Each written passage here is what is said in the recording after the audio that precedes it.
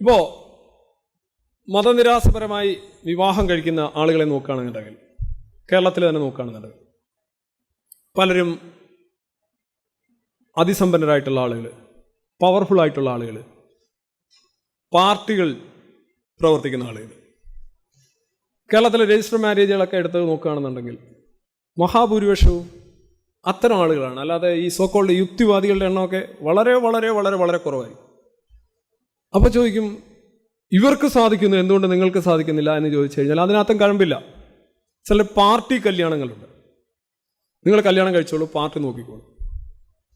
അപ്പോൾ പാർട്ടി നോക്കിക്കോളൂ എന്ന് പറയുമ്പോൾ നിങ്ങളുടെ കുറേ നിങ്ങൾ ഒറ്റയ്ക്ക് പോരാടേണ്ടുന്ന, ഒറ്റയ്ക്ക് ഫൈറ്റ് ചെയ്യേണ്ടുന്ന ഒരുപാട് കാര്യങ്ങളിൽ നിങ്ങളെ ടേക്ക് കെയർ ചെയ്യുകയാണ്. ഒരു കൂട്ടം, ഒരു കളക്ടിവിറ്റി നിങ്ങളെ ടേക്ക് കെയർ ചെയ്യുകയാണ്. നിങ്ങൾക്ക് എളുപ്പമാണത്. പക്ഷേ ഈ രജിസ്റ്റർ മാരേജ് ചെയ്യുന്ന പലരും അവരുടെ വിശ്വാസങ്ങളോ ആചാരങ്ങളോ അനുഷ്ഠാനങ്ങളോ ഒന്നും കൈവിട്ടായിരിക്കില്ല അങ്ങനെ ആവുന്നത്. ഇപ്പോൾ അവരെല്ലാം ഉണ്ടാവും. പലരും ഈ മിശ്ര വിവാഹം എന്ന് പറയുന്നതിൽ പലരും ജാതി മാറി കല്യാണം കഴിക്കുന്നതിനാണ് മിശ്ര വിവാഹം എന്ന് പറയുന്നത്. അവർ യഥാർത്ഥത്തിൽ ജാതിരഹിത വിവാഹമൊന്നുമല്ല. പ്രണയത്തിൻ്റെ തീവ്രതയിൽ അങ്ങനെയല്ലേ, അങ്ങനെ ഒരു വിഷയം ഉണ്ടല്ലോ, നമ്മൾ ബ്ലൈൻഡ് ആവുന്ന ഒരവസ്ഥ. നമ്മളതൊന്നും കാണത്തില്ല, ജാതിയും മതമൊന്നും കാണുന്നില്ല. ഈ ഇതങ്ങ് മാറുമ്പോൾ ജാതി കാണുന്നു, മതം കാണുന്നു, പ്രശ്നം കാണുന്നു. മക്കളെ ഏത് ജാതിയിൽ വളർത്തണം, അവിടെ ഏത് പേരെന്തിടണം. അന്നേരമാണെങ്കിൽ ഒരു കുഴപ്പമില്ല, എക്സോ വൈ സെഡ് എന്നൊക്കെ പേരിടും. പക്ഷെ ഒരു വർഷം കഴിയുമ്പോഴത്തേക്ക് ഇതെല്ലാം തെളിഞ്ഞു വരും. ഈ തെളിഞ്ഞു വന്നു കഴിഞ്ഞാൽ വലിയ ബുദ്ധിമുട്ടാണ്. കാര്യം എന്താണ്, നിങ്ങൾ എസെൻഷ്യൽ ആയിട്ടുള്ള പ്രോഗ്രാം നടന്നിട്ടില്ല. നിങ്ങൾ മിശ്ര വിവാഹം നടത്തിയിട്ടുണ്ട്, പക്ഷേ നിങ്ങൾ ആ പച്ച വിറവാണ്, പുകഞ്ഞിരിക്കും, കത്തില്ല. അപ്പോൾ പലരും ഈ ഈ മിശ്രവിവാഹം അതേപോലെയുള്ള മാരേജുകളൊക്കെ നടത്തുന്നു, അല്ലെങ്കിൽ സിവിൽ മാരേജുകളൊക്കെ നടത്തുന്നു എന്നുള്ളതുകൊണ്ട് അവരെല്ലാവരും ആ ഒരു തലത്തിലെത്തിയവരാകണമെന്നില്ല. It doesn't mean anything actually. ഇവിടെ ഏറ്റവും കൂടുതൽ മിശ്രവിവാഹം നടത്തുന്ന ആളുകൾ പലപ്പോഴും നമ്മൾ കാണാറുണ്ട്, അവരുടെ പിന്നീടുള്ള ജീവിതം വളരെ ഭയാനകമാണ്.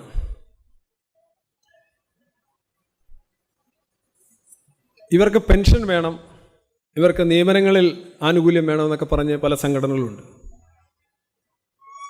ഇപ്പം എന്തിനാണ് യഥാർത്ഥത്തിൽ നിങ്ങൾ മിശ്രവിവാഹം നടത്തുന്നതെന്നുള്ളൊരു ചോദ്യം ഞാനിവിടെ ഉന്നയിക്കുകയാണ്.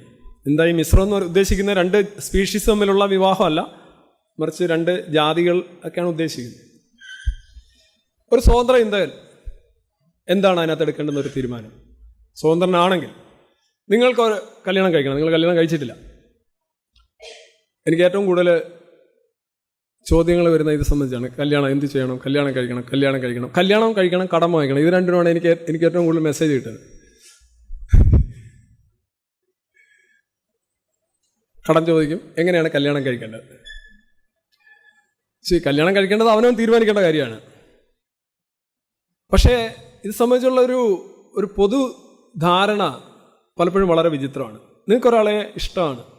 കല്യാണം എന്ന് പറഞ്ഞാൽ എന്താ അർത്ഥം? വിവാഹം എന്ന് പറഞ്ഞാൽ നിങ്ങൾ യഥാർത്ഥത്തിൽ ആചാരാനുഷ്ഠാനങ്ങൾക്കെല്ലാം എതിരെ നിൽക്കുന്ന ആളാണെങ്കിൽ നിങ്ങൾ കല്യാണം കഴിക്കേണ്ട കാര്യം തന്നെയില്ല. ലിവിങ് ടുഗദർ എന്ന് പറഞ്ഞാൽ it's more than enough. Living together തന്നെ വേണമെന്നില്ല, വല്ലപ്പോഴും ഒക്കെ ആയാലും മതി. നിങ്ങൾ ഇതിനെല്ലാം തിരസ്കരിക്കുകയാണെങ്കിൽ കല്യാണം എന്ന് പറഞ്ഞൊരു സാധനം ഓരോത്തിന് പകരം ഉപചാരപൂർവം എന്നുള്ളതാ, അത് വെച്ചോ, അത് കുഴപ്പമില്ല, അതിനകത്ത് മതമില്ല. ബാക്കി ചിലർ ഈ സിവിൽ മാരേജ് നടത്തുന്നവരുണ്ട്. അവർ ഒരു കത്തൊക്കെ കത്തടിക്കുമ്പോൾ അതിനകത്ത് മത അക്ഷരങ്ങളും മത വാക്കുകളും എല്ലാം മാറ്റിയിട്ട് ബാക്കി അതേ കണക്ക് വെക്കും.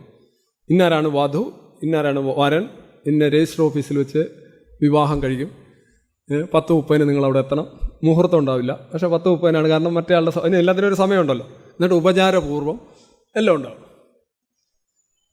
ചില ആൾക്കാർ വല്ലവൻ്റെയൊക്കെ ഈ സിവിൽ മാരേജ് ലെറ്ററൊക്കെ എടുത്ത് ഫേസ്ബുക്കിടും. വല്ലവൻ്റെ, അവൻ്റെ പോലും അല്ല, എവിടെ നിന്നൊക്കെയോ കിട്ടുന്നൊക്കെ എടുത്ത് പറക്കി ഇങ്ങനെ കൊണ്ടുവന്നിടുക. ഇതൊക്കെ ഒരു തരം പീക്കോക്കീസുമാണ്. യഥാർത്ഥത്തിൽ ഈ വിവാഹം എന്ന് പറഞ്ഞാൽ ഓർഗാനിക്കായിട്ടൊരു കാര്യം. നിങ്ങളൊരു പെൺകുട്ടിയെ അല്ലെങ്കിൽ ഒരു ആൺകുട്ടിയെ നിങ്ങൾക്ക് കല്യാണം കഴിക്കണമെന്ന് തോന്നുന്നു. ഓർഗാനിക്കായിട്ട് നിങ്ങൾ അട്രാക്റ്റഡ് ആണ്, സെക്ഷലി അട്രാക്റ്റഡ് ആണ്, എക്കണോമിക്കലി അട്രാക്റ്റഡ് ആണ്, ഇൻ്റലക്ച്വലി അട്രാക്റ്റഡ് ആണ്, റീജിയണലി അട്രാക്റ്റഡ്, നിങ്ങളുടെ നാട്ടുകാരിയാണ്, നിങ്ങളുടെ കൂടെ പഠിച്ച ആളാണ്. നിങ്ങൾക്ക് എന്തോ ഇഷ്ടമാണ്, അല്ല മോഹൻലാൽ പറയണോ എന്തോ ഇഷ്ടമാണ്, നിങ്ങൾക്ക് കെട്ടണം. അവിടെ ജാതി, മതം, രാഷ്ട്രം, ഭാഷ, ഒരു സംഗതി, ഒരു മതിലും ഉണ്ടാവാൻ പാടില്ല എന്നുള്ളതാണ് സ്വതന്ത്ര ഇന്ത്യയുടെ അടിസ്ഥാനം. പക്ഷേ നിങ്ങൾ എന്തെങ്കിലും സ്ഥാപിക്കാനായിട്ട്, അല്ലെ ലൈസംഗോയിസം പോലെ നിങ്ങൾക്കൊരു തിയറി ഉണ്ട്, ആ തിയറി ശരിയാണെന്ന് സ്ഥാപിക്കാനായിട്ട് ഒരെണ്ണം പോയില്ല മാക്രിയെ സർജറി നടത്തുന്നോണം പോയി ഒരെണ്ണം ചെയ്യുന്നതല്ല യഥാർത്ഥത്തിൽ ഈ സ്വതന്ത്ര ഇന്ത്യ എന്ന് പറയുന്നത്. നിങ്ങൾക്ക് ഒരാളെ ഇഷ്ടമാണ്, അവിടെ പിന്നെ ഒന്നും നോക്കേണ്ട കാര്യമില്ല, എല്ലാം പുറത്ത് ഓർഗാനിക്കാണ്. അത് ഓർഗാനിക്കാണ്.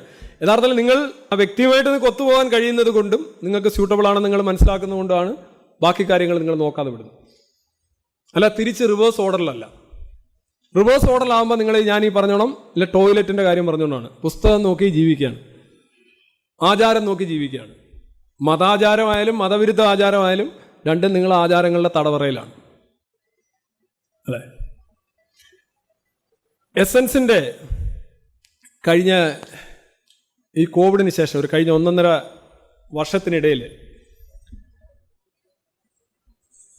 പല എസൻസുമായിട്ട് ബന്ധപ്പെട്ടിട്ടുള്ളവരും സഹകരിച്ചവരും പലരും ഇതേ കണക്ക് സിവിൽ മാരേജ്, രജിസ്റ്റർ മാരേജ് എന്നല്ല നമ്മൾ പറയുന്നത്. ഒരു 16 പേര് കഴിഞ്ഞ 1.5 വർഷത്തിനുള്ളിൽ ചെറുതായിട്ട് ഞാനൊന്ന് കണക്കെടുത്തപ്പോൾ ചെയ്തിട്ടുണ്ട്. ഈ കഴിഞ്ഞ ഒരു മാസത്തിൽ തന്നെ 3 പേര് ചെയ്തിട്ടുണ്ട് എസൻസ് ഗ്ലോബലുമായി ബന്ധപ്പെട്ട്. അറിയിച്ച അവർ ഒന്നിൽ പോസ്റ്റ് ഇടുകയോ അല്ലെങ്കിൽ അറിയിക്കുകയോ ഒക്കെ ചെയ്യും, അങ്ങനെ വരുന്നതാണ്. അല്ലാതെ തന്നെ പല സുഹൃത്തുക്കളും വാട്സപ്പിലൊക്കെ അറിയിക്കാറുണ്ട്, അത് വേറൊരു രീതി. പക്ഷെ എനിക്കൊരു 10-16 എനിക്കറിയാം. അപ്പം അങ്ങനെ നോക്കുകയാണെങ്കിൽ ഈ രജിസ്റ്റർ മാരേജിൻ്റെ ഒരു ഫാക്ടറി ആയിട്ട് വേണമെങ്കിൽ എസൻസ് ഗ്ലോബലിനെ വേണമെങ്കിൽ ഒരു പരസ്യം എന്നല്ലേ പറയാം, അതോ ഞങ്ങൾ ഇത്രയും ഇത് നടത്തിയിരിക്കുന്നു. But we don't do that because അങ്ങനെ ചെയ്യുന്നതിന് ഭയങ്കര അല്പത്തരമാണത്.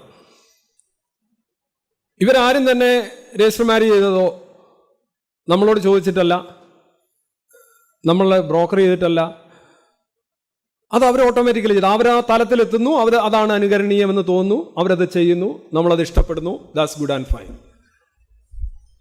നമുക്കതിനകത്തൊരു പങ്കുമില്ല, ആ വ്യക്തി എടുക്കുന്ന തീരുമാനമാണത്.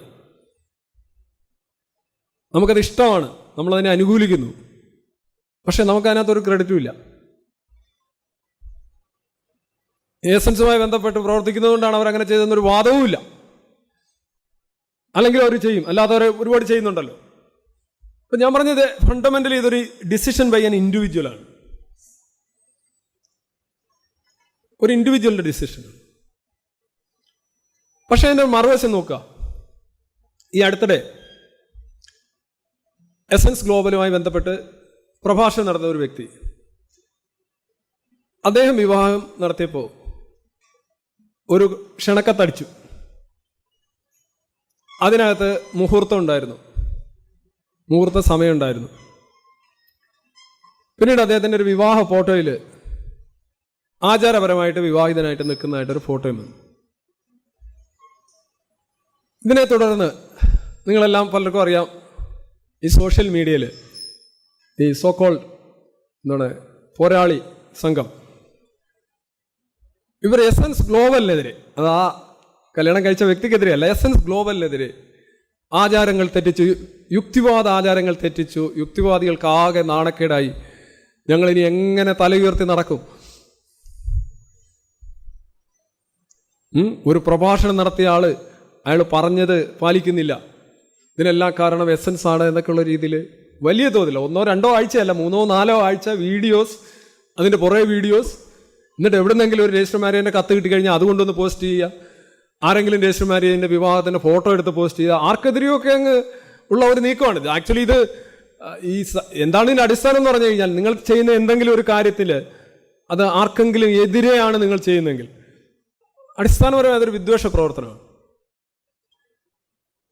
അപ്പോൾ ഈ കഴിഞ്ഞ 1.5 വർഷത്തിനിടയിൽ ഇത്രയധികം ആളുകൾ സ്വമേധയാ സ്പോണ്ടേനിയസ് ആയിട്ട് രജിസ്റ്റർ മാരേജോ അല്ലെങ്കിൽ അതേയുള്ള മതരഹിത ജീവിതമൊക്കെ നയിക്കുന്ന ഒരു കൂട്ടായ്മയിൽ ഒരാളിങ്ങനെ ചെയ്തപ്പം അതിൻ്റെ എൻ്റയർ ആയിട്ടുള്ള ബ്ലെയിം അല്ലെങ്കിൽ ക്രിറ്റിസിസം എസൻസിൻ്റെ മേളിൽ വെക്കുകയാണ്. നമ്മളല്ല ഈ വിവാഹം നടത്തുന്നത്, നമുക്കറിയില്ല, ഇങ്ങനെ ഒരു കത്ത് കിട്ടുമ്പോഴായിരിക്കും അറിയുന്ന ഒരാൾ, അത് ആ വ്യക്തിയുടെ കാര്യമാണ്. എസൻസ് എന്ന് പറയുന്ന ഒരു സംഘടനയ്ക്ക് ഒരിക്കലും അതിൻ്റെതായി ബന്ധപ്പെട്ട് പ്രവർത്തിക്കുന്നവരുടെ മേളിൽ യാതൊരു വിധ നിയന്ത്രണ അവകാശങ്ങളും ഇല്ല.